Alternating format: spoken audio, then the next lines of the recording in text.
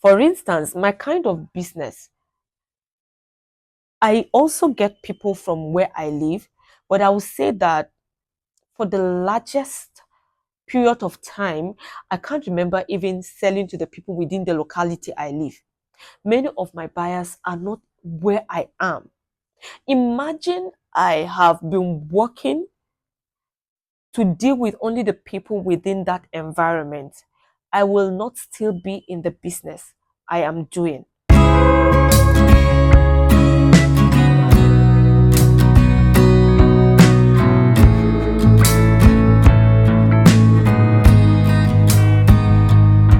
About a month ago, I was on a phone call with a friend who had to ask me if I could share some business ideas with her. And before she could ask me that question, I knew she had already taken time by herself to think through that. So I gave her the opportunity to first share with me what she thinks she can do to make money. And from my little observation of the ideas she shared with me, I understood that her mind was constrained to the people within the locality she is. So when she shared her ideas with me, I understood that the kind of business she wanted to operate with will be limited to the people within that environment. And one of the challenges she will have is that she would have to go for a kind of business that the people of that community will always have demand for what she is selling. Unfortunately, the ideas she shared with me were ideas that if the people within that environment go for that thing once, the tendency to come back will be very minimal because what she wanted to sell is not something that people would buy and come for again. Let's say, for instance, furniture. If you want to sell furniture, I might just want to get furniture in my house once in 5 years, once in 10 years. Though I know there are people who might do this on a regular, but this is not something that people would go for consistently. So, with this kind of business, if you exhaust the options of the people within that environment, let's say you even have amazing people who are willing to buy from you, what next? Will you stop doing the business? You don't need to stop doing business if that is the kind of business you're doing. To remain relevant in that kind of business, you need to have workable strategies. And these strategies or this strategy, whatever it might be, should be the type that still makes your business relevant outside the community or the territory it is situated. So if your business is situated in a particular environment and all your expectations are for the people in that particular environment to be your major customers, your business might be limited. Though there are businesses that thrive within a particular environment, and I must say, yes, there are. But even with those kind of businesses, it is also advisable that this kind of strategy be applied in such instances. And I want to share the little I know of the strategy so we can include this in how we run our businesses in the year 2025 to see if this will bring about great improvements in our business. We want to look at how we can sustain our businesses beyond this level. Times are changing and there are new technologies in place, and we want to see how the innovations, the technological innovations that are found within the present times, how they can be relevant to our businesses and how we can leverage on those tools to benefit our businesses and expand beyond the things we knew before. The first strategy I will advise any business owner to employ in their businesses is to leverage on the social media space. That is the first thing I will say. You must leverage on the social media space. How do you leverage on the social media space? You invest so much into marketing. And before you go into marketing, whatever business you are doing, what do you want to offer to the people that can make them live, the people within their environment who are into the kind of business you do, and patronize you? For instance, you run a consulting firm where people will have to come to meet you to talk with you. You can create a platform on social media space where you can also attend to the needs of other people who will need you on that social media space. Let's say I live here in Nigeria and I need you to give me a service, and you live in Kenya. You can create a platform. So instead of working with only the people within your community in Kenya, providing solutions to them, consultations to them, you have succeeded in creating a platform on the social media space where someone like me who lives in Nigeria becomes aware of your services, even though you live in Kenya, and is willing to partner with you so you can share from the well of your knowledge with me. Now, why I said you have to have the platform to do this is because the availability of the platform makes the people you are talking to about the business to be aware of your ability to render that service to them. I am here in Nigeria and you are in Kenya. How do we do it? So, if you want to get my money, you must create a platform that makes it easier for you to render your service to me from your country, even when I am still in my own country in the comfort of my home. The second strategy you need to do is to have payment plan. Woo! Payment plan is very important. With the example I gave earlier, you should know that I used two different countries, and these two different countries have different currencies. While Kenya uses shillings, I think so, Nigeria uses naira.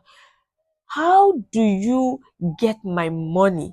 And how does my own money become valuable to you? So if I want to get consultation service from a consultant in Kenya, I can use these apps and make payments to a Kenyan who will receive the money as shillings instead of naira. I think there is one we call the PayPal, the Flutterwave. These are all platforms where money can be transferred from one country to the other, and you will receive your money in your currency and you will enjoy it. So make sure you make payment plans that can accommodate customers that you would generate outside the locality you are, or outside the country you are, so you can also enjoy doing that kind of business. I forgot to say also that you have to intensify your efforts in marketing. Marketing is very crucial to any kind of business. It baffles me that marketers are almost the least paid, but they are the people who generate the leads to the firm or to whatever business. I know that the sales associates or sales managers do a lot of work also to keep the prospects who are generated and convert them to become potential customers. But if the marketer does not do the job of sharing information or advertising the products or the services to people who later develop interest in whatever service or goods that have been advertised out there, there won't be sales.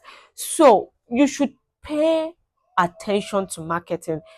And marketing is not cheap. This is why those who use Facebook for advertisement will tell you it is never cheap. And these platforms know how important it is to pay attention to marketing. So there are strategies that they employ to make sure whatever you are giving to them to market to you gets to the target audience. And getting to the target audience makes it easier for this audience to be converted to potential buyers. And that is the job of a marketer. If you want to succeed in taking your business outside the environment you live, you will invest hugely into marketing. And marketing is not limited to getting people to go and dance on the streets so people will see what you have so they can buy. No, engaging influencers, engaging people who have active social media handles, people with good number of subscribers on YouTube. They promote some of these your items out there, and people around the world will patronize you. While you are in the marketing phase, you should know that when your business is growing to the global scene or it is growing outside the environment of operation, you know that the cost of running the business becomes higher. And this is why I said you pay heavily for marketing, and all this are expected to be part of the cost of running the business. What then do you do? Because if you are running your business at this level, it means that the cost is higher now. What do you do? You should make sure whatever you are giving out there, or whatever service or goods you are giving out there, have the kind of value that the people out there desire or want. And when the value is there, you should target the kind of customers who will be willing to pay for that kind of service. If I am a tomato seller, I can sit in the market and be waiting for my customers. I'll be like, come and buy my tomato. My tomato is fresh. My tomato is this. When people come to that kind of conventional market, they believe you have not paid in so much to make the business attractive, and they would likely underprice you, or probably price you below what you are putting your eyes on. So if you want to grow from being that conventional tomato seller in the market to someone who would attract people who are willing to pay for value, you should know that your business will be packaged properly. If you look at ShopRite in Nigeria, if you want to buy tomato in ShopRite, the amount you will pay for the quantity you will buy in ShopRite will likely be divided by 3 or 4. And that same 1/4 of the amount that you got from dividing the amount you spent in buying that same quantity of tomato from ShopRite can get you the same quantity in the conventional market. It simply means that the price of tomato in ShopRite is higher than the price of tomato in the conventional market in Nigeria. And why do people still go to ShopRite to buy? There are extra benefits. ShopRite spends money to project what they have on the social media space, the comfort it gives, the convenience. So there are people who would not want to be out there being pushed by many people, being under the sun. You see, ShopRite is able to look at these extra things that people want and packaged it well. Got a beautiful space with all the tools that will make buying and selling comfortable for both the owner of the place and the customers. They make sure they put all of this together. So whoever is coming to buy from them is not just buying the product. The person is also buying the convenience. The person is also buying the comfort. Someone who operates a kind of business like ShopRite, having a mall, will likely sustain his business and will grow beyond the territory to selling to people outside that environment than someone who lives within a particular small market place and sells there without taking further step to attract people outside that place. And this does not mean that you must operate your business like the way ShopRite is doing. Even within that market setting, you can hire someone to be running your business for you on the online space. Get connection with logistics companies. So when people see what you are selling online and they place order, you have put in place the strategy that can absorb those kind of customers who are not within the community you are. Even if you have a school and you have an area of specialty, did you know you can train other people?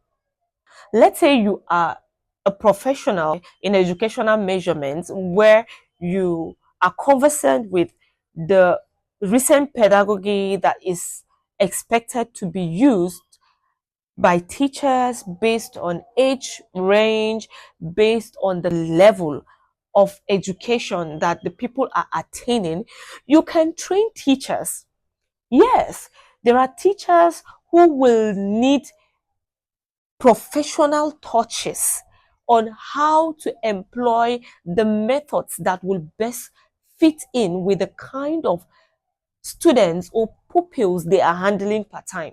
So if you have school and you have this kind of knowledge, you can compress everything into discs or into books, or you can train people, let people know that you can teach them from whichever location they are. See, there is no kind of business that you cannot use the social media space for. If you are into the agri sector, that still applies. You can train people on how to run agri businesses successfully. That is if you want to take your business outside just cultivating and selling. So there are many things that we can do to take our business outside the shore of the environment the business is operating. Sharing of knowledge about that business is one of the key things you can do to also take your business outside the shore of where you are operating. So if you are earning income from the people who come to your establishment to get directly from you, you are also earning from the people who are outside your territory who are looking for the knowledge you have acquired over the years. You are imparting the knowledge to them at a fee, and that is you expanding your business. In conclusion, this video is just to encourage you to think outside the box. What you are doing now, what is the strategy you will do to take that business out of the environment you are? You are into grains business. What can you do to make these grains that you are selling reach someone who is not in the locality you are? So you do not depend on only the people within that environment to remain in business. What if anything happens and the people in that environment agree that they will never buy from you? If you have any kind of business and all you have been doing is to make it thrive within the environment you are only, please consider the strategies that will best fit into that business and how you can employ those strategies and take your business outside the environment the business is situated. If you've been watching this video to this moment, thank you so much. If you are a returning subscriber, I appreciate you.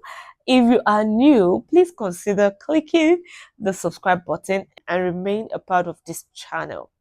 If you have any suggestion of video for me to talk about, you can drop it in the comment section, and you can as well share your thoughts about this topic in the comment section. Thank you for watching this video to this moment. Have a nice day. Bye.